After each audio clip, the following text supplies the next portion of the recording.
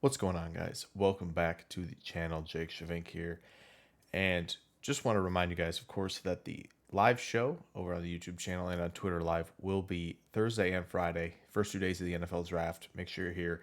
We'll be live 15 minutes before round one starts, and then obviously on Friday we'll be live as soon as day two gets underway. So 2 shows should be a lot of fun. Make sure you're there. So now, obviously, you're here for the video. Packers fans, we want to talk about the wide receiver position before the draft starts later this week. So, we want to talk about a receiver that the Packers could take in potentially every round of the draft. And this is a fun little exercise, a combination of, higher RAS guys, lower RAS guys, different types of receivers as well. So it's kind of a good mix, and it's very plausible to see the Packers end up with any one of these guys at the end of the 2021 NFL draft. So without further ado, let's take a look at all of these receivers the Packers could select.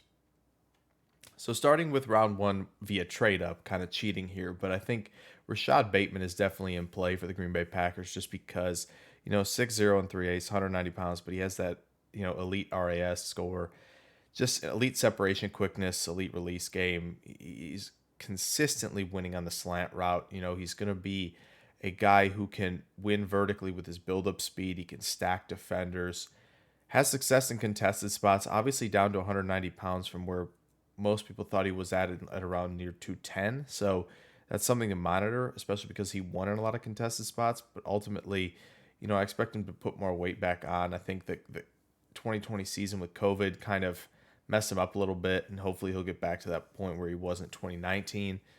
Again, he's great at the top of routes. I think it's really important to look at that. He clears contact well. He's just crisp at the top of routes, top of his stem, and he has the linear speed to win after the catch. He can take the slant route into a touchdown. So much nuance, so much technicality to his game. It's super impressive to watch him play, and for him to be a traditional X opposite Devontae Adams, I think would benefit the Packers a ton in the passing game. Be just incredible. So now round one, if they stick, I think Kadarius Toney is the hot name, the favorite name, obviously. 5'11 and 5'8", 193 pounds, another elite RAS guy who is a master after the catch. This is the type of gadget slot player you're going to see the Packers potentially pull the trigger on. Elite a lateral toolbox. He'll make defenders miss. And it shows up in his route stems as well. It shows up, at the top of routes especially. He'll be able to create loads of separation. You saw him do it at the Senior Bowl in one-on-ones. But he's got a great lateral toolbox, as we said, and he's got really good contact balance after the catch, almost like an Alvin Kamara type, in that area of his game. I think he's got good route tempo. I think he flashes that with the speed he has. He can hit a second gear when he works vertically down the field, and he has the separation quickness to be a true, receiver rather than just a gadget player. So I think Toney, again, may not be plausible for the Packers to take another receiver in round one. Haven't done so in 20 years now or so. So don't see it happening. But if they did, Toney would probably be at the top of the list. Round two, this just feels like the right fit. Don't know why. Not because Equanimous St. Brown's on the team, but just because all the things that AMON-RA can do, he's just a jack of all trades. You can ask him to win in the short and intermediate passing game. He can separate. He's a good route runner in those areas. Has decent speed after the catch to make plays. He's a smooth mover after the catch. Good body control. He can win at the catch point. You see him thrive in the red zone at times on his USC tape. So just his ability to do everything at a good level, makes him a tantalizing receiver prospect. And he has taken snaps in the backfield. He takes snaps in gadget situations and reverses and jet sweeps. So does so much where he could be, the versatile threat that the Packers, eventually target in this draft. Yeah, so round three, SMITH-MARSETTE has gotten a lot of steam that he could be the pick for the Packers in round three. 6 foot, 6'8", 181 pounds. RAS isn't elite, but good enough. I think he's just a really, really good deep threat. And you haven't seen the video on him that I did. It's going to be up there for you guys. But he has the speed to threaten vertically, and I think he's just so nuanced as a vertical threat that he's a good route salesman. He can sell at the top of his routes, good double moves, really gets receivers guessing and gets them out of their element, really. And just his ability as an underneath separator is underrated. I think he can win quickly. He has struggles against press, of course, but Another guy who's obviously we talked about route salesman, but he's got good run after catch ability as well, good field vision, gets downhill in a hurry on those quick hitters in the passing game. So and he's got a good catch radius. He's a long, wiry athlete for the position. I think he makes a lot of sense in Green Bay as, the next potential deep threat in that offense. Round 4, Anthony Schwartz. This dude's rare speed. He's pure speed, 6 foot flat, and he's 186 pounds, 691 RAS.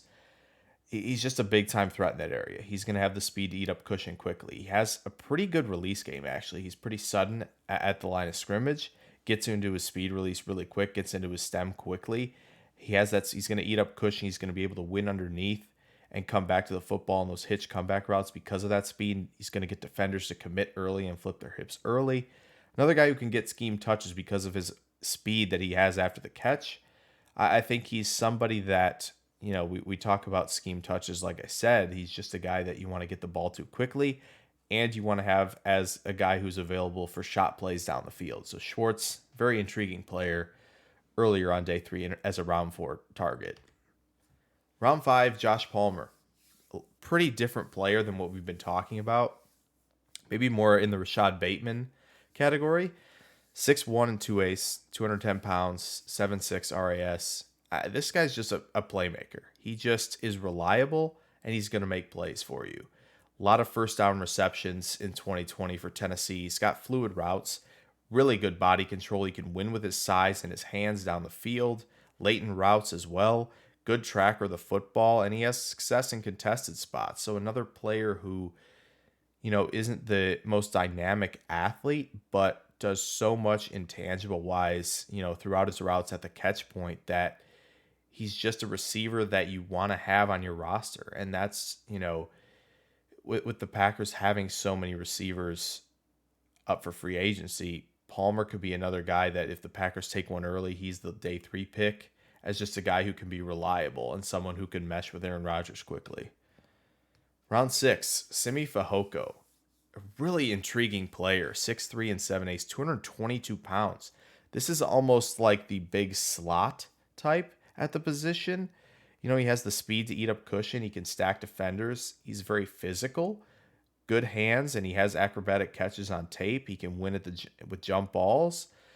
Obviously, still developing. He's still kind of a ball of clay, and he has the speed, though, and he has the acceleration and the explosiveness to be a dynamic playmaker. I think he can do a lot for you in terms of versatility where he lines up as well. He's more of a true receiver than a gadget guy, but very, very intriguing because of his athletic profile.